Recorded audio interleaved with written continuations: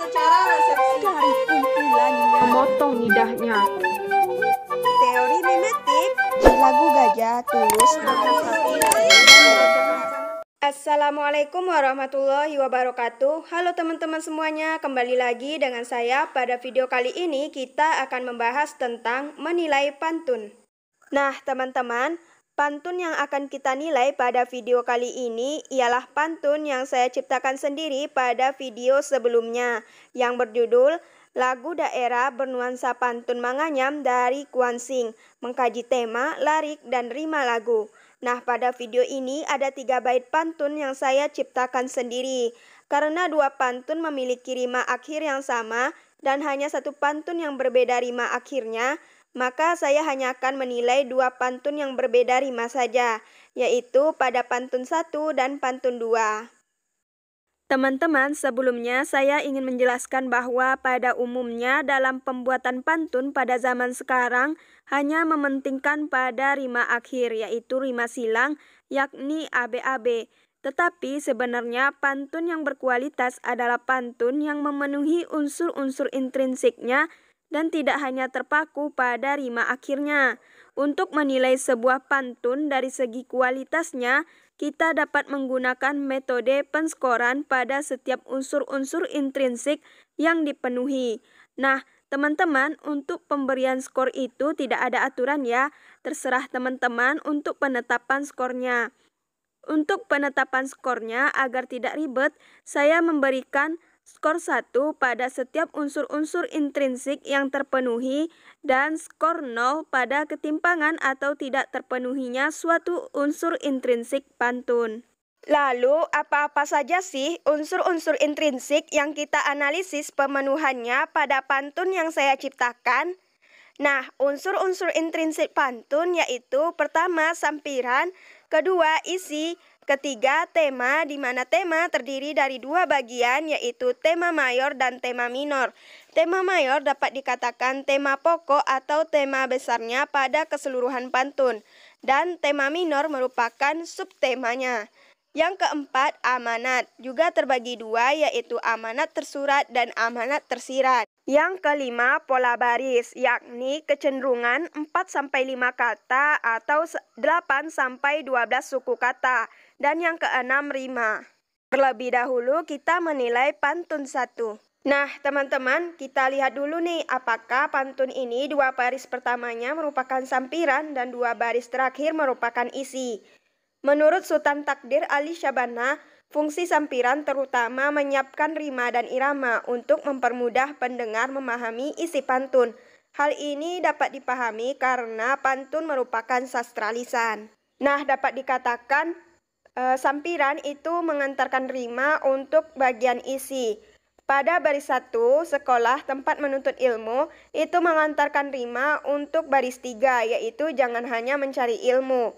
Pada baris 2, pasar tempat orang berjualan, itu mengantarkan rima untuk baris 4, yaitu ilmu dicari juga diamalkan. Pada baris 3 dan baris 4 merupakan isi, karena 2 baris terakhir ini terdapat penyampaian maksud atau tujuan dari pantun itu sendiri. Karena memenuhi, jadi sampiran dan isi kita beri skor 1. Jadi juga kita sudah singgung sedikit tentang rima. Jadi teman-teman, pada pantun 1 ini kita lihat hanya terdapat 1 rima, yaitu pada baris 1 memiliki rima akhir yang sama dengan baris 3, sedangkan baris 2 memiliki rima akhir yang sama dengan baris 4.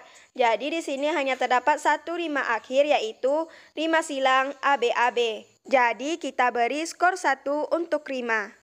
Pola baris pada pantun 1 ini dapat kita lihat mengikuti kecenderungan jumlah kata atau suku kata, yaitu 4-5 kata atau 8-12 suku kata. Jadi pada pola baris kita beri skor 4 karena setiap baris pada pantun ini mengikuti kecenderungan. Selanjutnya kita bahas tema mayor dan tema minor. Tadi di awal sudah saya katakan bahwa tema mayor merupakan tema keseluruhan pantun atau tema pokoknya, dan tema minor merupakan subtemanya. Jadi teman-teman, setelah kita lihat pantun 1 ini dapat dikatakan bahwa tema mayornya tidak ada, karena kita lihat pada sampiran. Temanya itu seperti tempat dan kegiatannya, yaitu sekolah, tempat menuntut ilmu, pasar, tempat orang berjualan. Nah, kita lihat isi, pada bagian isi temanya juga lain. Jadi, intinya tema mayornya tidak ada, otomatis tema minornya juga tidak ada, karena tema minor merupakan subtema atau penjabaran dari tema mayor. Jadi, untuk tema mayor dan tema minor kita beri skor 0. Selanjutnya amanat tersurat. Nah, kita lihat pada sampiran terlebih dahulu, sekolah tempat menuntut ilmu, pasar tempat orang berjualan. Jika kita kaji amanat tersuratnya, maka di sini tidak memiliki amanat karena pada sampiran ini lebih kepada pernyataan. Selanjutnya bagian isi tentulah memiliki amanat karena isi merupakan tujuan penyampaian pantun itu sendiri. Nah, amanat di sini ialah jangan hanya mencari ilmu, ilmu dicari juga diamalkan.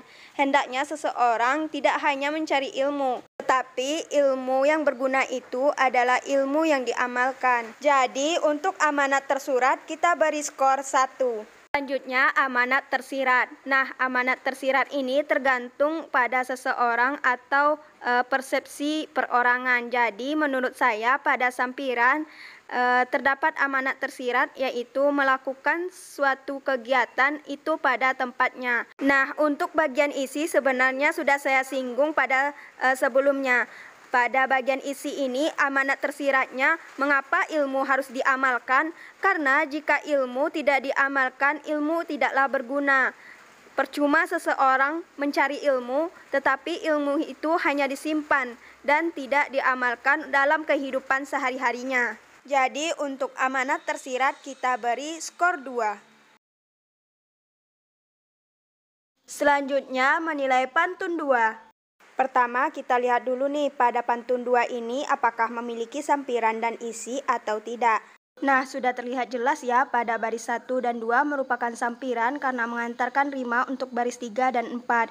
Sedangkan baris 3 dan 4 merupakan isi karena berisi tujuan atau penyampaian maksud dari pantun. Jadi, untuk sampiran dan isi masing-masing kita beri skor 1. Nah, pada pantun 2 ini hanya memiliki satu rima, yakni rima akhir AAAA. Hal ini ditandai dengan warna merah, yaitu pada semua larik pantun ini memiliki rima yang sama pada suku terakhir katanya.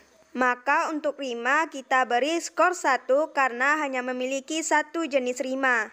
Selanjutnya pola baris. Dapat kita lihat pada pantun 2 ini mengikuti kecenderungan yaitu 4-5 kata atau 8-12 suku kata.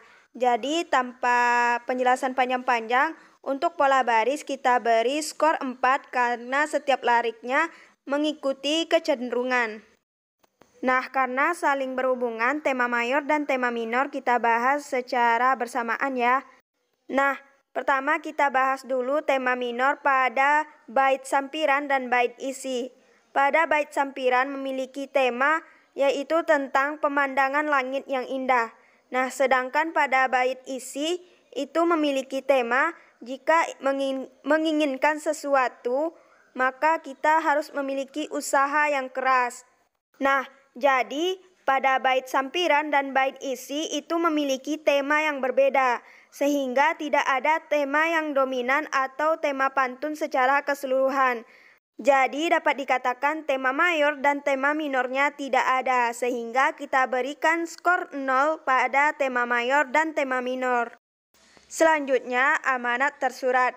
Pada bagian sampiran pantun 2 ini tidak terdapat amanat tersurat ya, tetapi hanya berupa pernyataan bahwa pemandangan langit yang indah. Namun pada bagian isi tentu saja memiliki amanat tersurat karena pada bagian isi berupa tujuan atau penyampaian maksud dari pantun. Nah, pada bagian isi ini terdapat amanat tersurat jikalau kita ingin masa depan yang cerah, maka harus rajin belajar dalam artian tidak pernah lelah untuk belajar. Jadi kita beri skor 1 pada amanat tersurat.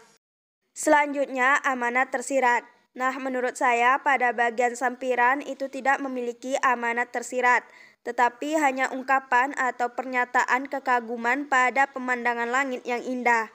Namun pada bagian isi itu memiliki amanat tersirat. Dalam menggapai cita-cita harus memiliki semangat yang tinggi dalam berusaha dan tidak mudah menyerah. Maka pada amanat tersirat ini kita beri skor 1. Nah, dari hasil penilaian pantun 1 dan pantun 2 yang saya buat sendiri pada video sebelumnya, secara keseluruhan pantun yang saya buat itu masih banyak kekurangannya karena belum memenuhi semua unsur intrinsiknya, terutama pada bagian tema mayor dan tema minor yang tidak terdapat pada kedua pantun. Nah, teman-teman, sekian dulu pembahasan kita pada video kali ini. Mohon maaf apabila terdapat kesalahan. Wassalamualaikum warahmatullahi wabarakatuh.